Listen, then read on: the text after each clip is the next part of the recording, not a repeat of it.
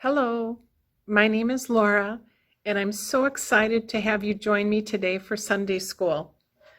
I was a Sunday school teacher last year, so some of you may know me. Do any of you see where I am?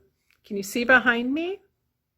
Yep, I'm in one of the Sunday school rooms at church. I do miss you though very much, but we do need to be safe and teach and learn from a distance right now. But I pray that I will be able to see you soon. Know that I'm thinking about you all and hope that you are doing well too. So during this time, it's always good to listen to your parents or grandparents or the people who are taking care of you. So today, for our Sunday school lesson, we're going to play a little game right away. And this game is called When It's Not Fair. So I'm going to go through a list of things, and you need to tell me whether you think it's fair or not fair. Okay, here we go. Your brother gets to stay up past bedtime, but you have to go to bed at bedtime. Do you think that's fair or unfair? Well, I'll let you decide. Okay, the next one is your friends can go out to play, but you have to stay inside to clean your room. Well, I bet I won't know what you're going to say to that one. Do you think it's fair or unfair? How about this one? Grandma buys everybody a milkshake. Well, she buys everybody a milkshake. I bet you'll think that's pretty fair, right? Yeah. You have to eat everything on your plate before you're allowed to eat dessert. Well, that was a rule in my house when I was your age, so I think that's a pretty fair one. Your friends get to watch television every night, but you can only watch television on the weekends. Well, I guess that depends upon how much you like to watch TV, right? I suppose that could go either way, depending upon if you watch certain programs Monday through Friday or if you just watch them on Saturday and Sunday. But I'll bet most of you watch some TV during the week and you might think that's unfair. Okay, how about this one? You make a bad choice and get punished for it. Well, that's probably fair if the punishment is for something you did wrong and made a bad choice about, right? Everybody gets a trophy for participating in a sport. Well, I think if everybody participated in something, that would probably be pretty fair, don't you? How about this one? Everyone has an assigned time to walk the dog. Well, if you don't have a dog, maybe everybody has to take care of the cat, feeding the cat, or taking care of the hamster, or feeding the fish. But if everybody has to do it, do you think that's pretty fair? Probably. The school bus has to go back to school because 2 students were misbehaving. Oh boy. I'll bet if you were a student on that school bus and you were being okay and you weren't those 2 kids misbehaving, I'll bet you wouldn't be too happy about that and you would think that's unfair. The entire family took a trip to the zoo. Well, I don't know about you, but I like that one pretty much. I think that's fair. Your mom made sure everybody got the same size piece of cake. Well, I hope it was a big one. And yeah, I think that one's pretty fair too, don't you? Your dad got a new job and you have to move away from your friends.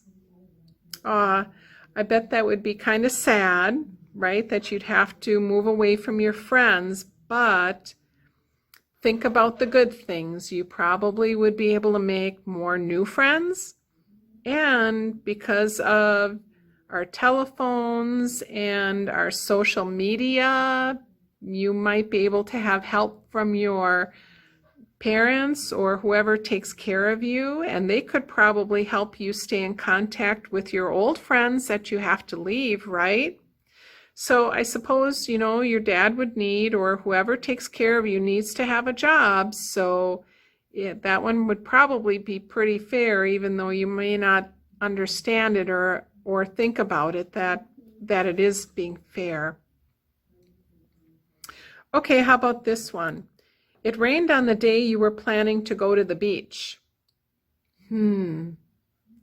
Well, you probably were very excited to go to the beach. You probably had your swimming suit ready. You probably even had some things to take along to the beach, like maybe a pail or a shovel to play in the sand, maybe your favorite beach towel. Yeah, I guess I would say that I would feel like it would be unfair, but I bet you could probably plan another date to go when it's more sunny out, right? Okay, how about this one? The entire class has to stay in for recess because 2 children were talking. Well, if you weren't those 2 children talking, you probably would think it's pretty unfair because recess is pretty fun. Okay, here's the last one. Your mom let you and your brother stay up late if you agreed upon a time that you would get up the next morning. Well, I guess that could be considered pretty fair, right? As long as you got up when you agreed to. Okay, well, that was kind of fun, right? All right, so the next thing we're going to do is talk about the beautiful coat. And that's part of our story this morning. So I'm going to show you this coat. I'm just going to drape it around me. It doesn't fit me because actually the coat is actually for a child, not an adult. But you can see this coat. It's pretty cool, right? Do you see all these designs? You've got the red pattern here, and then you have a green and yellow, and this is a navy. It looks really dark, but it's a navy stripe. Then you have red and blue and red stripes. And then look at this really neat pattern. I love this pattern. That's a navy blue pattern. But isn't this a really colorful coat? Well, in the days of the Bible, a colorful coat was very unusual, and it was very, very much something that people would love to have, but they often didn't have.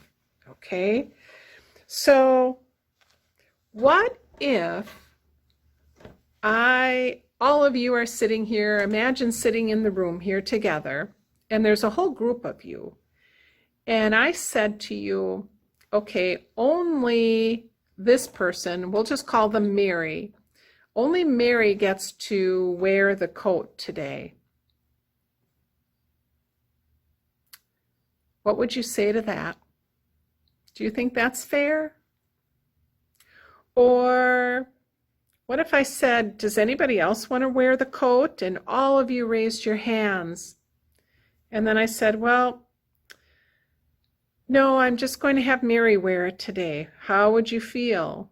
Would you feel that's fair or unfair? Well, today you're going to hear a story about a guy by the name of Joseph. And his dad's name is Jacob. And Jacob gave his son Joseph a coat of many colors. But Joseph has 11 other brothers, and none of them got a coat. Only Joseph did. So I'm going to tell you about how his brothers felt jealous and angry about it, okay? So we are going to talk about that. So first I'm going to read you a story about Joseph's colorful coat. Okay, here we go. There was a dad in the Bible, and his name is Jacob, and he had 12 sons. His favorite son was Joseph, because Joseph was born to him when he was older. When Joseph was 17 years old, Jacob made a colorful coat for Joseph. Joseph's brothers could tell that Jacob loved Joseph the most. It made the other brothers angry that Joseph, their youngest brother, was their father's favorite. They started to not like him so much. They were mean to Joseph. One day Joseph had a dream. The meaning of the dream was that someday Joseph would be a powerful leader over his brothers. Joseph told his brothers about the dream, and they really didn't like him even more. What do you think you would do if you heard that from your brother? Well, one day Joseph's brothers were feeding the flock out in the field. Jacob, the dad, sent Joseph to check on his brothers.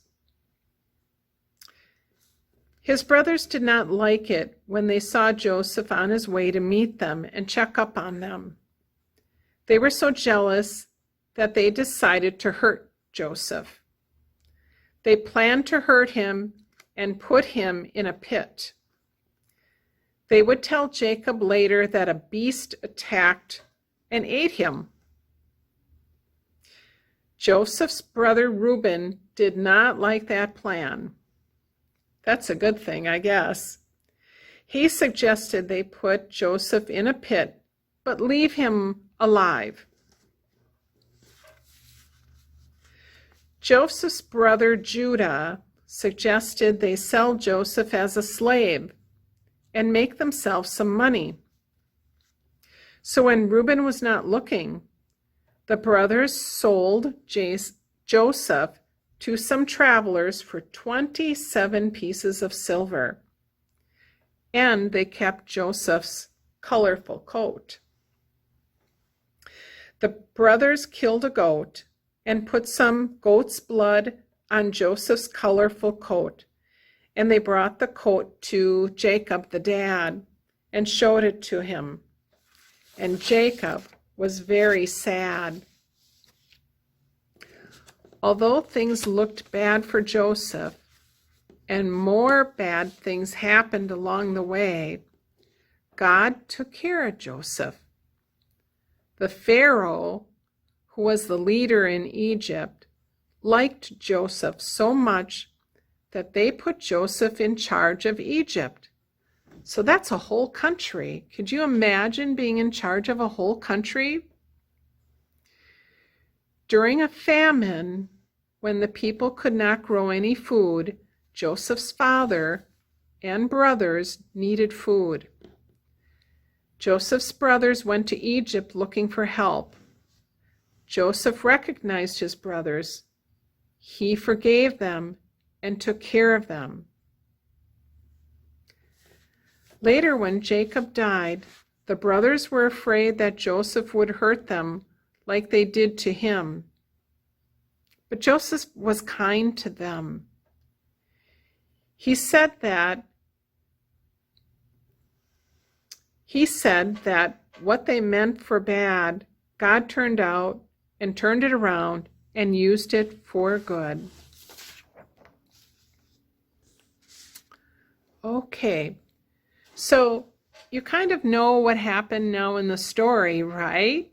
It kind of means like even when Joseph's brothers meant to hurt him and things looked pretty bad for him because he became a slave in Egypt until Pharaoh, the leader, who was the ruler of Egypt, made him in charge of Egypt.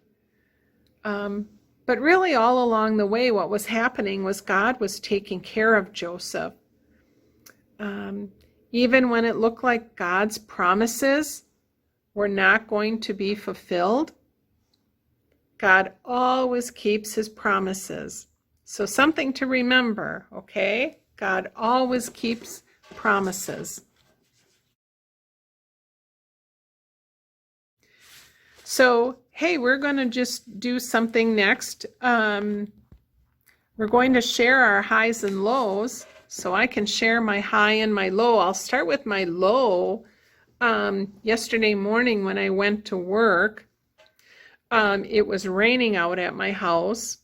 It wasn't raining at work once I got there, but it was raining at my house. And I live in a place where there's a lot of farm fields, and a lot of the farmers were in their fields, and they were working their fields, and there was a lot of dirt on the road, but by the time it rained, that dirt had turned to mud, and my car got all full of mud. But the good news is I can wash my car, and the sun came out later on in the day. How about that? So my high was yesterday when I was driving somewhere. I noticed, I looked up at a tree, and I noticed that the very top of the tree was starting to turn colors. And my favorite time of the year, one of my favorite times of the year, is fall. So this tree was turning this beautiful, beautiful, vibrant red color. And I just loved looking at it. It was just a little bit, almost like a God sighting on the tree, but it just caught my eye, and it was just so beautiful. So that was my high, that knowing that fall is coming. How about you? Why don't you take a minute to share your God sightings with whoever's with you in the room?